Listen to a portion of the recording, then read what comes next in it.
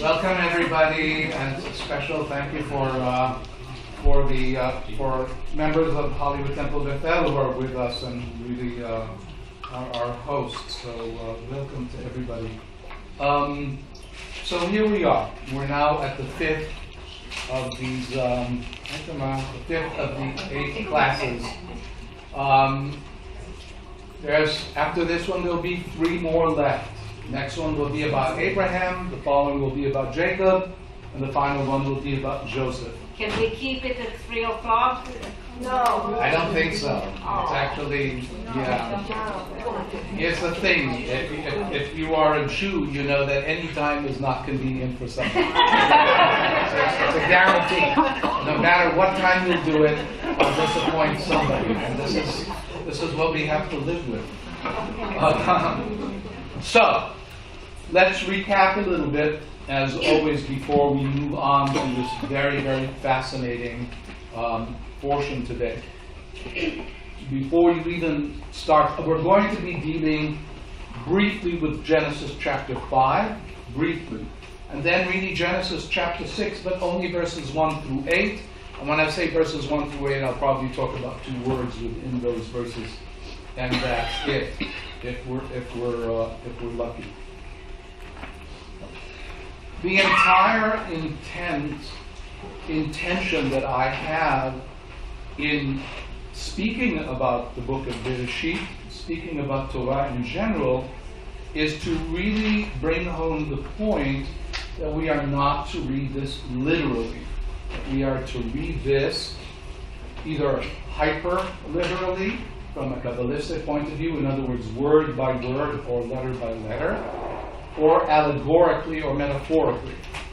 Anything but literally. And that the Torah is really interested in making sure that we understand that it doesn't mean to be literal. If you want literal, you can go to the book of Samuel, right? 1 Samuel, 2 Samuel. Then we get into a whole different kind of writing. It's really the origin of Shakespeare can be found in the book of Samuel. Great, unbelievable writing, which is both interested in a novelist approach of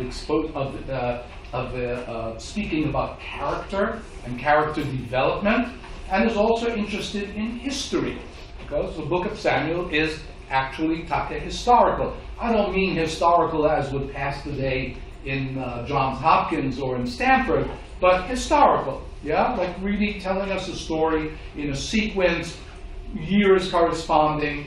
But up until then, when we're talking about Torah, Torah is not a historical document, not because it's trying to not tell us the truth or the sequence of things, but because it's not interested in that.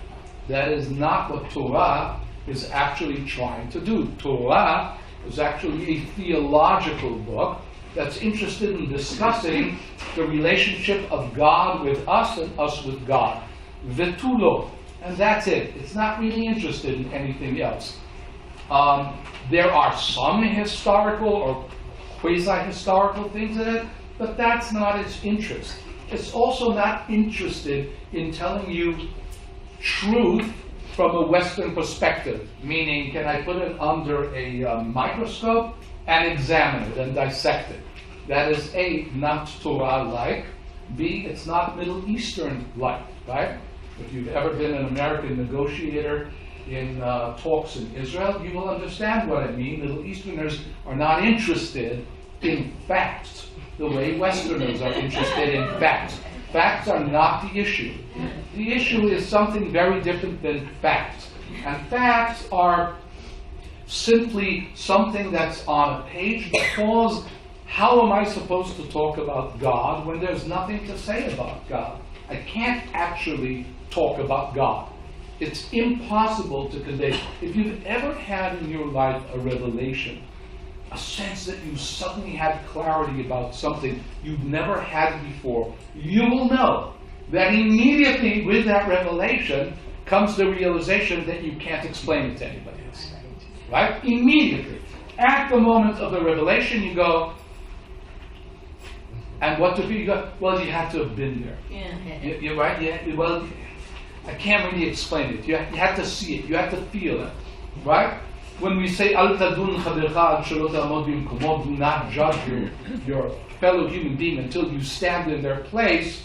That's another way of saying there are certain things I can't explain to you. But the Torah is written. Why is it written? Because we deal with language.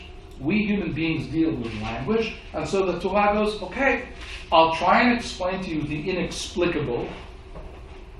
And I'm not interested in timelines, and I'm not interested in facts. I'm interested in the truth.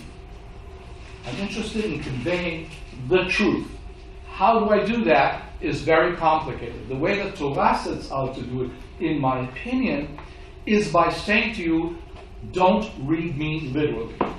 Okay? So we talked about the first creation of the human on day one, and how beautifully allegorical and metaphorical that creation is. A human being was created androgynous, right? Male and female at the same time, being called the human, Adam.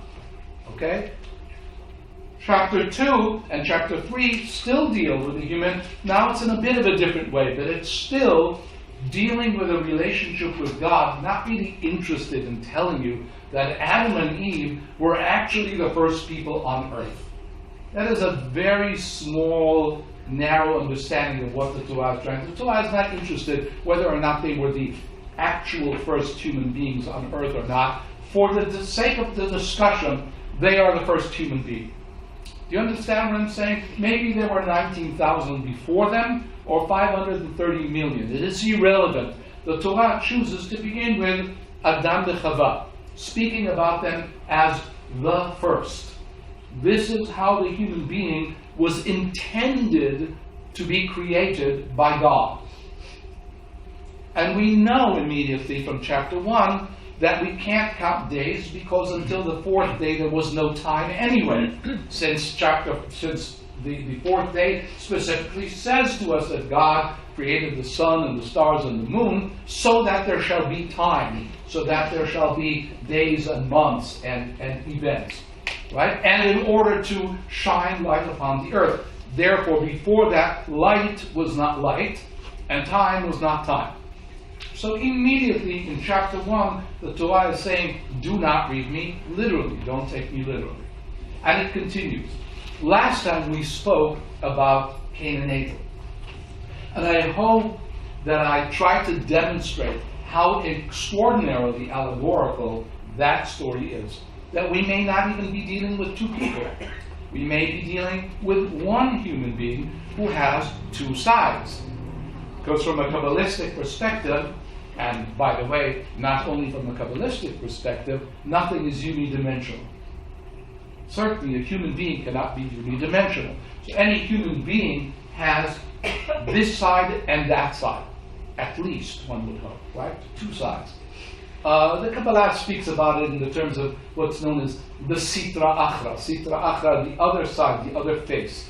Okay? It's a different way of looking at the balance of yin and yang in our lives. So Judaism does, by the way, have a very strong doctrine of yin and yang. And that's actually the truth of the universe. Everything that we come across is yin and yang, this and that, light and dark, male and female. There was evening, there was morning, one day, right? Kullu wahad, it is all one. It is not separate. Our separation of things causes us disasters. In the stories of Adam and Eve in the garden, and then in Cain and Abel, there seems to be something that we can say, because when people say, what does God want? Well, the good answer for that is, I haven't a clue. Okay? However, if I am to be so arrogant as to assume that I have a clue as to what God wants, in the stories of Adam and Eve in the garden and Cain and Abel, we can see that what God wants, yes, is for us to choose good and not to choose bad. So if there's anything we can say definitively about God from a biblical perspective, God wants us to choose good and not bad. And the key is on choice. This is the genius of creation, that human beings have a choice. The one thing God will not do for us, ever and never did, is make a choice for us. Okay? That is completely not a Jewish understanding of God or humanity. Good. I want to now bring us to chapter 5 quickly, just so that you will see how not to take it literally. And if you will look at the unbelievably boring list of people born to whoever begat who and how long they lived, you will see that on an average they lived around 700 to 900 years. Okay? My dear friend Joel Hoffman, Dr. Joel Hoffman, in his very, very entertaining and wonderfully written book, The Bible Doesn't Say That, speaks specifically about numbers in the Bible, ages. And you will try to figure out, and people have tried forever to figure out, well, so how long did people really live? Did people really live 900 years? No. They can't physically live. How do we know that the Bible knows that they can't physically live 900 years? Because fast forward, right after Noah, people live around 120 years. No, it should only live so long and we should be healthy, but that's still within the realm. But once we get into the books of Judges and Samuel, people are living the amount of time that we're living. In other words, whoever put the book together eventually had a very good clue as to how long people really lived. These were not stupid people who put the Tanakh together. They really, really weren't. Whether we always agree with them or not is a second issue, is a different issue. But they were not dumb. They knew. So why, if you know how long a human being lives, do you assign 900 years to somebody in the beginning of Bereshit? Because I want you to understand that I'm speaking about something very distant, about something very not defined. And these very undefined times, in the times of our ancestors.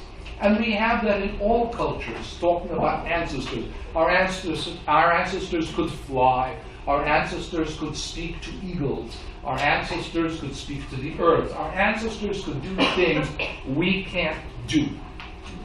And that is very, very common to speak that way. So what the Sefer Bereshit is trying to tell us is, look, we're talking about a time that is not historical. Not the way I'm talking to you about King David and King Solomon and King Saul. Very different. It's not the same approach. This I'm talking to you about a long, long time ago, in a kingdom far away. They lived, whatever.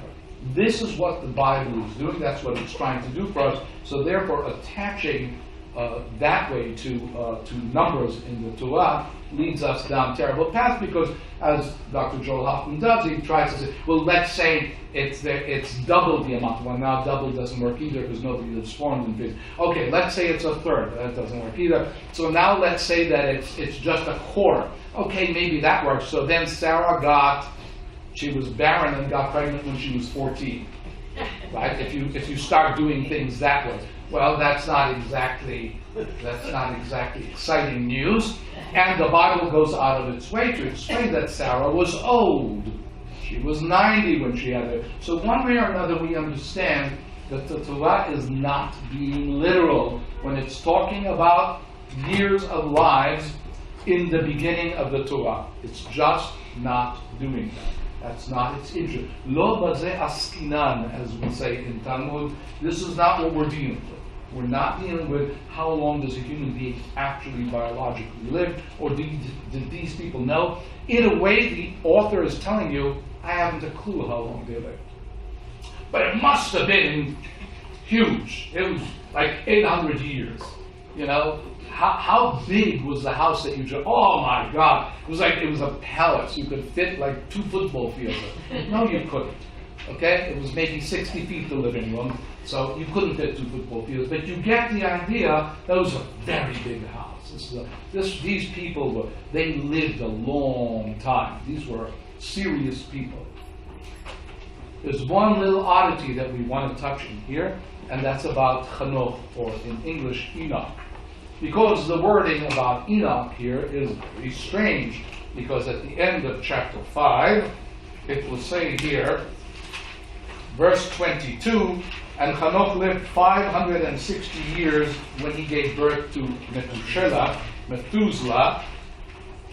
ויתהלך חנוך את האלוהים, אחרי הולידו את מתושלח, 300 שנה, וילד בנים ובנות. Now, after he bore Methuselah, he lived another 300 and some years walking with God.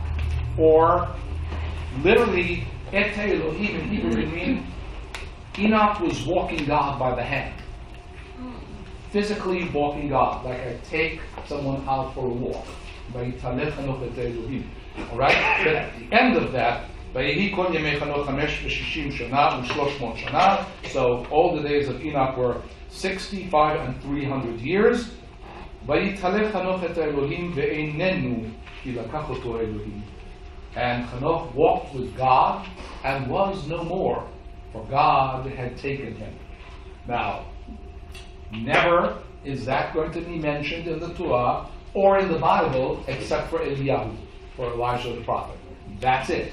These are the only two people who do not die in the Bible. They are taken by God. Wow. Now, you can imagine how much stuff happened because of this statement about Enoch. There's Midrashim. There was actually a book of Enoch, Sefer Chanoch. We don't have it, but we have references about it. We know. There are other books, by the way, in the Bible that don't exist anymore. The Bible mentions quite a few times Sefer HaYashar. We don't know what Sefer HaYashar is. We've never seen Sefer HaYashar, but it's mentioned enough times for us to know that there was such a book, but we don't possess it anymore. We don't know where it is. Sefer HaYashar in Hebrew means the book of. Now here's about translation. Yashar means straight, like straight and narrow, walking the straight path. But Yashar also means in Hebrew honest. Okay, Sefer HaYashar, the book of the honest, or the honest book, or the book of the straight and narrow path. We don't know. Okay, we really don't know what it means. Now, in the book of Chanoch, this little mention about this one human being becomes huge. It becomes so big that in the Zohar, in the book of Illumination, Enoch becomes identified with Metatron, who is like God's chief of staff. Okay? So important. He's an angel of such importance that basically Metatron is the guy like doling out the responsibility for other angels, really running the show, if you will. How do you get there from here? Well, you get there from here because stigma, what happens here? What do you mean Chanoch was no more because God took him? And please note that twice before that did it say that Chanoch walked with God or walked God. In other words, the Torah is calling your attention to somebody special. And it goes out of its way to give you different wording. And that's what I keep urging always when we look at the Torah. Don't look like Western people at an arc of a story. This is not how the Torah is constructed. The storytelling here sometimes is very flimsy as far as structure is concerned. But look at wording, because that is Semitic. We are in love with the word.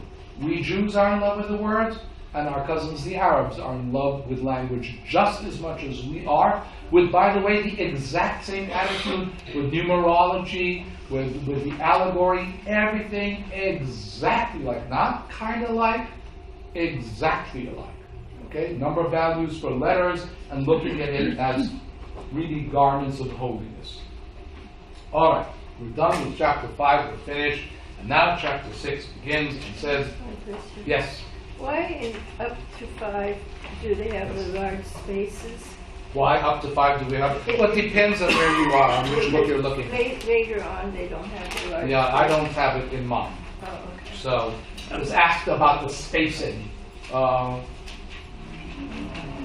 was told it's to make it fit. If it's on a scroll, it's absolutely to make it fit. But sometimes you'll see a different spacing if the Bible itself meant that that was a poem. In other words, if it's a psalm, it's going to look different on the page. Like Shiratayam or something like that will look a bit different on the page than other things. The Bible wants you to know the Bible. The people who put it together want you to know, read this differently than you were reading other things. Sometimes it will do that with listings as well. So certain listings will get different space. Yes? If Enoch was one of the few people that walked with God. No, only, well, Oh, what?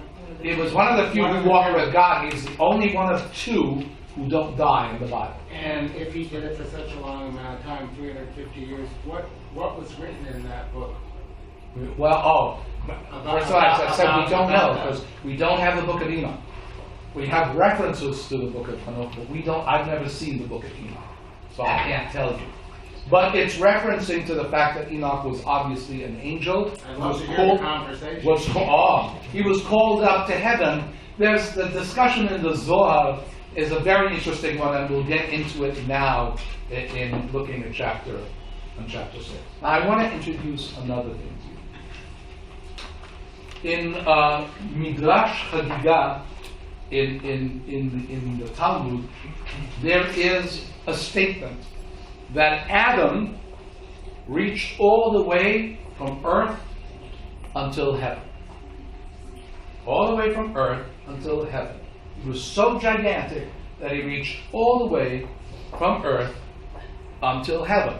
Now, do you think that the authors of the Bible thought that Adam actually stood, 5 miles tall, or 10 miles, or 50 miles? Obviously not. But they're trying to tell us something, that Adam reached all the way from earth until heaven. The question is, what are they trying to tell us?